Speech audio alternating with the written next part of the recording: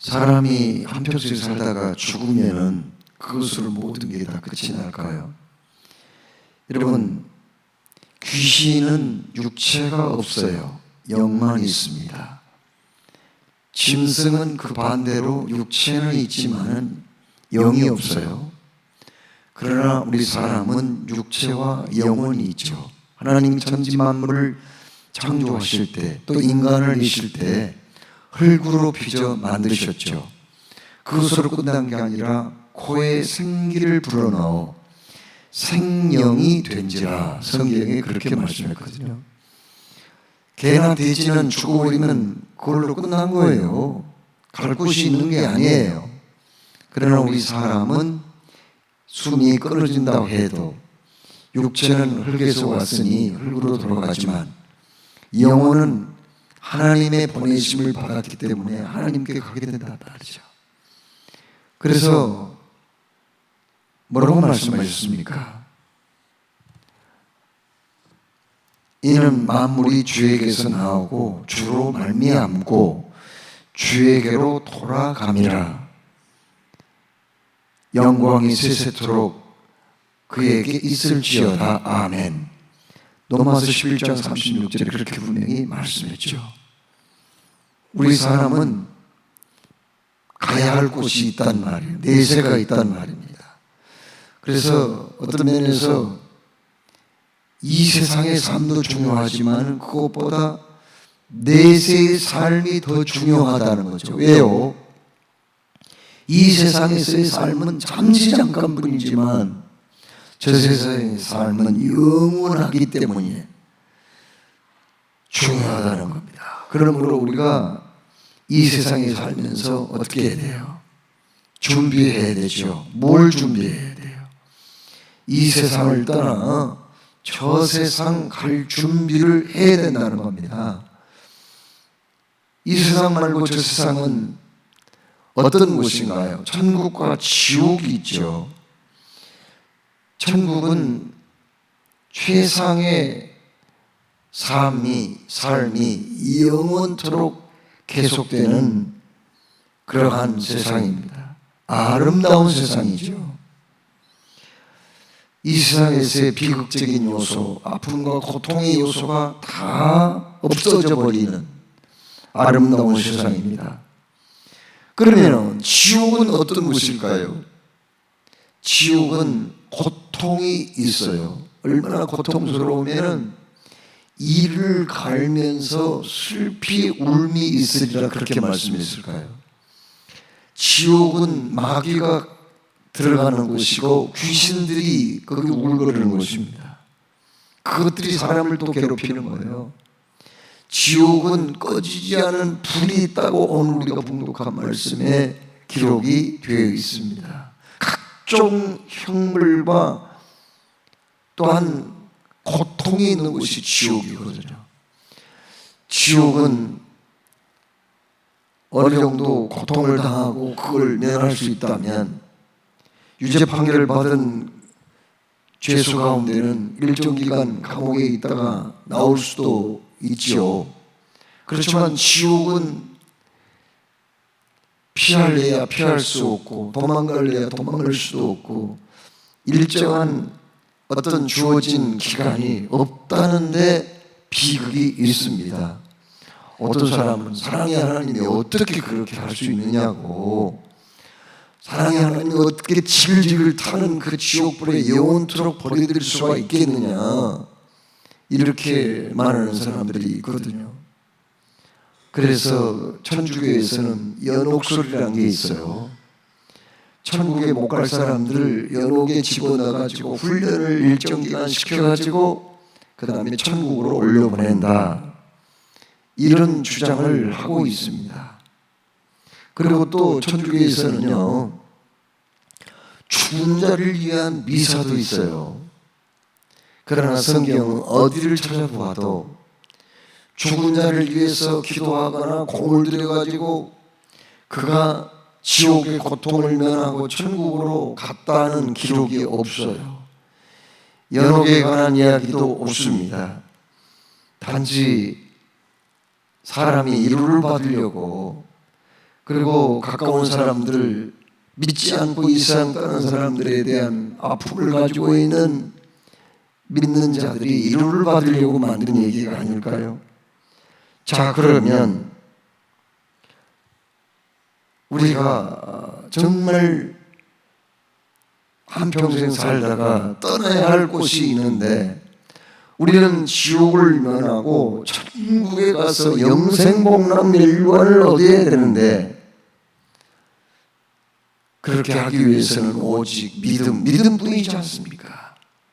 하나님이 세상을 이처럼 사랑하사 독생자를 주셨으니 이는 그를 믿는 자마다 멸망하지 않고 영생을 얻게 하려 하심이니라. 우리 예수님께서 그렇게 신구약 성경의 2절과 같은 요한복음 3장 16절에 그렇게 말씀했잖아요. 자, 그러면 우리 믿고 구원을 받은 우리들은 믿지 않는 사람들에 대해서 어떻게 해야 할까요? 어떤 태도를 취해야 되냐 말이에요. 나나 구원받았으니 그걸로 모든 게 다 끝입니까? 더 이상은 신경 쓸 일이 없냐고 말이에요. 여러분, 골든타임이라는 말이 있어요. 골든타임이라는 말이 무슨 뜻이냐면 그 의학적인 용어입니다. 의학에서 나온 용어예요.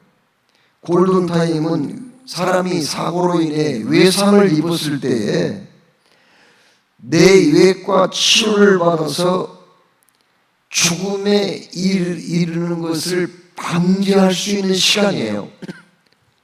그러니까 높은 곳에 떨어져 가지고 혹은 일을 하다가 또 사고를 당해서 혹은 악한 자에게 공격을 받아서 심장에 손상을 입으면요, 골든타임은 딱 4시간이에요. 폐에 손상을 입으면 그때는 8시간입니다. 그리고 간에 손상을 입으면 12시간 안에 치료를 받아야지, 그렇지 않으면 죽을 가능성이 많다는 거죠. 신장을 상했다면 그건 24시간 이내에 치료를 받아야 됩니다. 수술을 받아야 돼요. 바로 이 시간이 골든타임이에요. 이 시간을 놓쳐버리면 살아날 수 있는 가능성이 그만큼 희박해진다고 하는 것이죠. 그런데 중요한 사실은 전도에도 구원받는데도 골든타임이 있다는 것을 우리는 알아야 되겠습니다. 여러분, 1983년 10월 9일 날 우리나라에 큰 사건이 있었는데 뭔지 아세요? 전두환 대통령이 우리나라 강요 그리고 비서들 그리고 국회의원 장관들을 데리고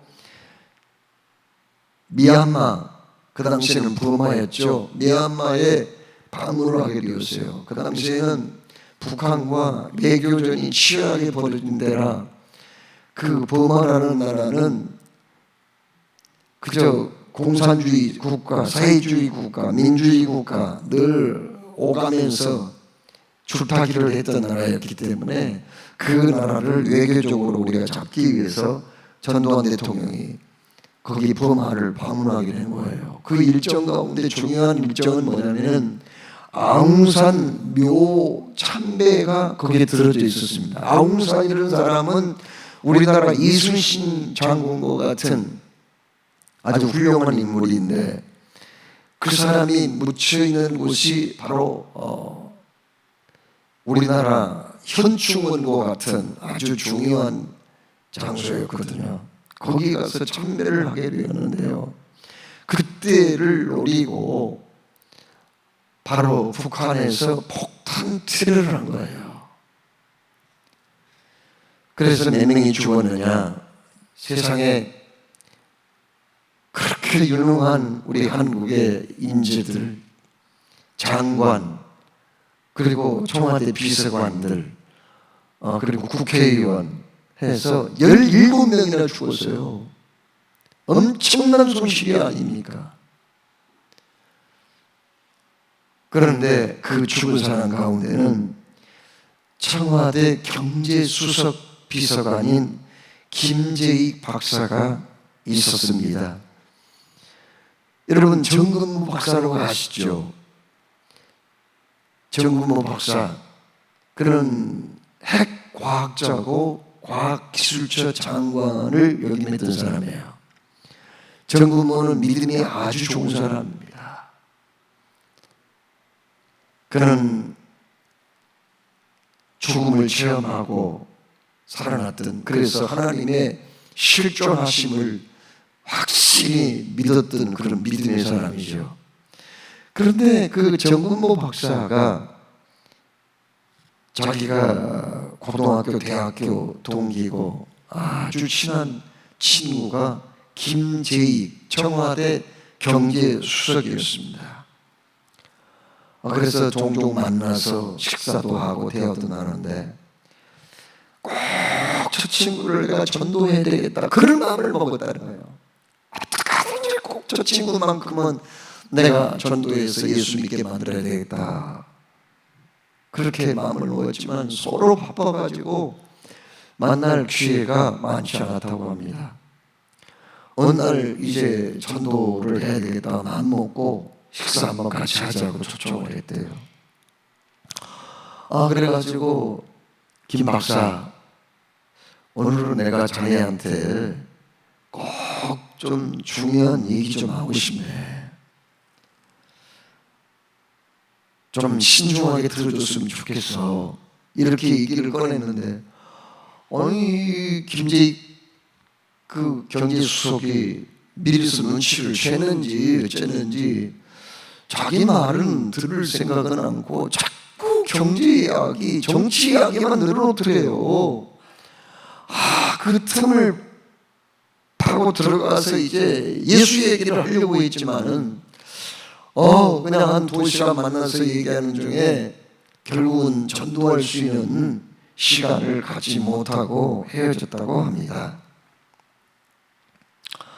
또 한 번, 다시 한 번 전도를 하려고 이제 시간을 냈대요. 그래서 만났는데, 이 사람이 그날은 바쁘다고 하면서 그렇게 긴 시간을 할애를 할 수 없다고 하면서 식사한 다음에 뭐라고 했냐면은, 내가 이제 이틀 후에 버마의 대통령 사절단으로 방문하는데 거기 갔다 와서 우리 좀 충분히 얘기하면 좋겠네, 그렇게 했다는 거예요. 정근모 박사도 마침 중국 정부의 초청을 받아서 국제핵협회 회의차 상하이에 가게 되었답니다. 그런데 상하이에서 회의를 마치고 막 나와서 머물렀던 호텔에 들어와서 TV를 켜는 순간에 아웅산 폭발 테러 사건이 벌어진 거예요. 그리고 죽은 자 명단 속에는 자기의 둘도 없는 친구 김재익 박사의 이름이 거기에 올라가 있더라고요. 얼마나 충격을 받았는지 혼자 호텔에서 통곡하며 오랫동안 울었대요. 기구 가자마자 공항에서 곧바로 시신이 안치되어 있는 병원 영안실에 찾아가서 빈소에 들어가는데 그 친구의 영안 사진을 바라보니 꼭 친구가 자기한테 말을 하고 있는 것 같더래요. 이 사람아, 그 중요한 얘기를 진즉 좀 나에게 얘기해 주지, 왜 나에게 천국이 있다는 것, 지옥이 있다는 것, 내세가 있다는 것을 얘기해 주지 않았나, 이 사람아. 그래, 자네 일이 그렇게 바빴다면 그보다 더 중요한 것은 바로 우리 사람이 살다가 어디로 가는 건가, 그 얘기해 준 것이잖아.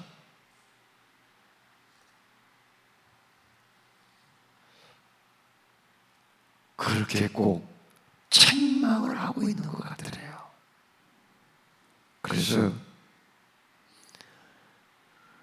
그는 너무 공산당 폭탄 테러로 죽은 그 김재익 친구에 의해서 너무 미안한 마음을 갖게 되었다 하는 겁니다.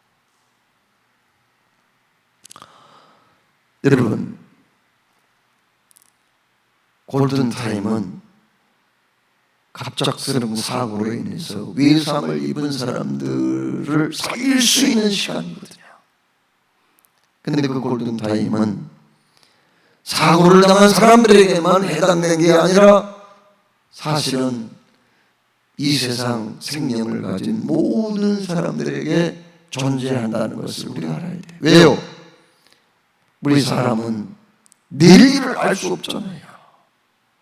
5분의 1도 알 수 없는 거 아니겠어요?